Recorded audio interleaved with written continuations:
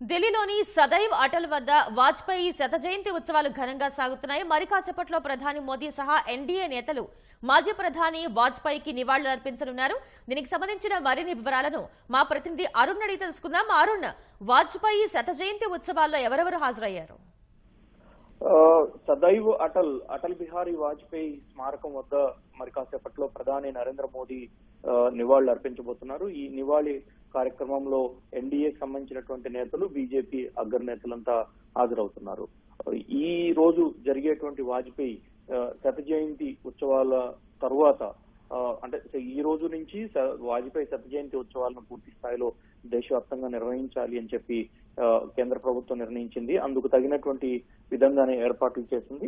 ప్రధాని నరేంద్ర మోదీ ప్రత్యేకంగా దీనిపైన శ్రద్ధ చూపించి దేశంలో వాజ్పేయి దార్శనికత, వాజ్పేయి పరిపాలనా దక్షత, వాజ్పేయి కాలంలో వచ్చినటువంటి అనేక మార్పులు, ఆ మార్పులను కొనసాగిస్తూ ప్రస్తుతం ప్రభుత్వం తీసుకుంటున్నటువంటి చర్యలు, వాటి కొనసాగింపుగా చేపట్టబోతున్నటువంటి అనేక విషయాలన్నిటిపైన ప్రజలకు అవగాహన కల్పించేందుకు, ప్రజలకు విస్తృతమైనటువంటి అవగాహన కల్పించడంతో పాటుగా ప్రజలను భాగస్వామ్యం చేసేందుకు ఉన్నటువంటి అన్ని అవకాశాలను పరిశీలించడంతో పాటు ఒక ప్రత్యేకమైనటువంటి కార్యక్రమాలను ఎక్కడికక్కడ ప్రత్యేకమైనటువంటి చర్చా కార్యక్రమాలు, వీటితో పాటుగా సెమినార్లు, వాటి కొనసాగింపుగా ప్రభుత్వానికి సంబంధించినటువంటి ఇప్పటి ప్రభుత్వానికి సంబంధించినటువంటి అనేక అంశాలను ప్రధానంగా ప్రస్తావిస్తూ ఒక ప్రచార కార్యక్రమాలను రూపొందించడానికి కీలకమైనటువంటి నిర్ణయం తీసుకున్నట్టుగా తెలుస్తా ఉంది.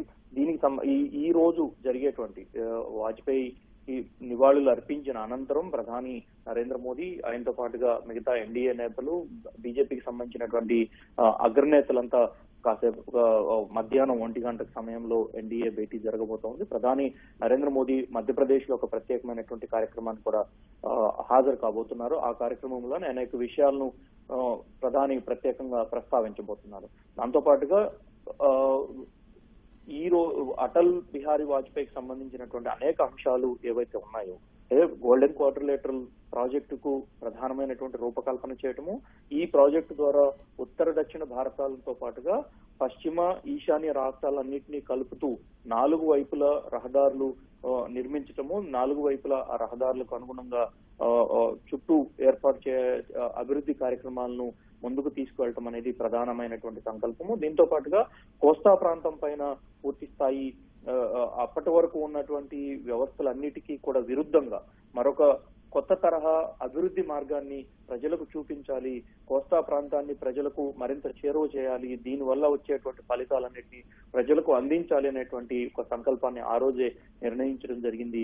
సో అందుకు అనుగుణంగా ఈ రోజు చేపట్టేటువంటి అభివృద్ధి కార్యక్రమాలన్నీ ప్రస్తుతం కొనసాగుతున్నాయి కాబట్టి కొనసాగింపులోనే భాగంగానే తదుపరి కార్యక్రమాలు ఏ విధంగా చేయబోతున్నాము, అప్పుడు తీసుకున్నటువంటి నిర్ణయాలు, అభివృద్ధి పరమైనటువంటి నిర్ణయాలు కావచ్చు, అదేవిధంగా విదేశాంగ పరమైనటువంటి నిర్ణయాలు కావచ్చు, దేశానికి సంబంధించినటువంటి భద్రతా పరంగా దేశ సమగ్రతకు, దేశ సార్వభౌమత్వానికి ఎలాంటి విఘాతం లేకుండా ఉండేటువంటి పరిస్థితుల్లో వాటిని ఏ విధంగా చూడాలి అనేటువంటి విషయాలు, ప్రపంచ దేశాలకు భారతదేశం ఒక సమున్నతమైనటువంటి బలమైనటువంటి దేశంగా ఏ విధంగా చూపించవచ్చు అనేటువంటి విషయాలు ఏవైతే ఉన్నాయో అవి ఈ రోజు కూడా ప్రస్తుతం నరేంద్ర మోదీ ప్రభుత్వంలో భారతదేశం ఒక సమున్నతమైనటువంటి బలమైనటువంటి ఆర్థిక వ్యవస్థగా పెరుగుతూ ఉంది.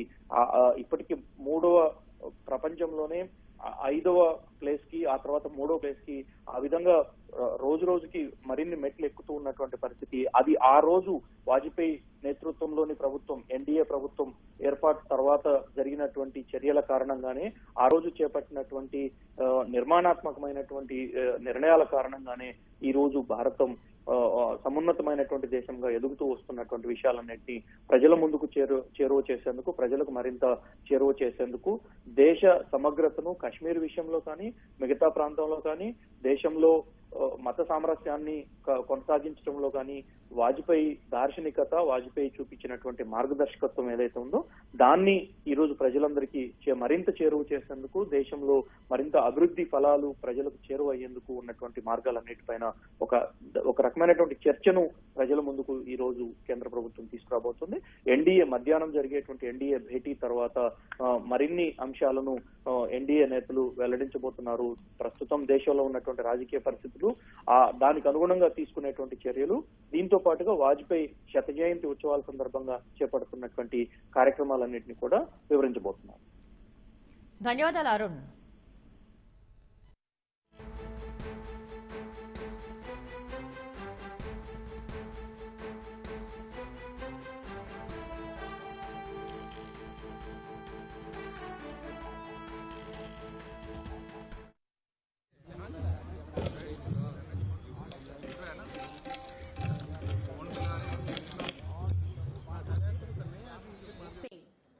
आदरणीय हमारे सभी केंद्रीय मंत्री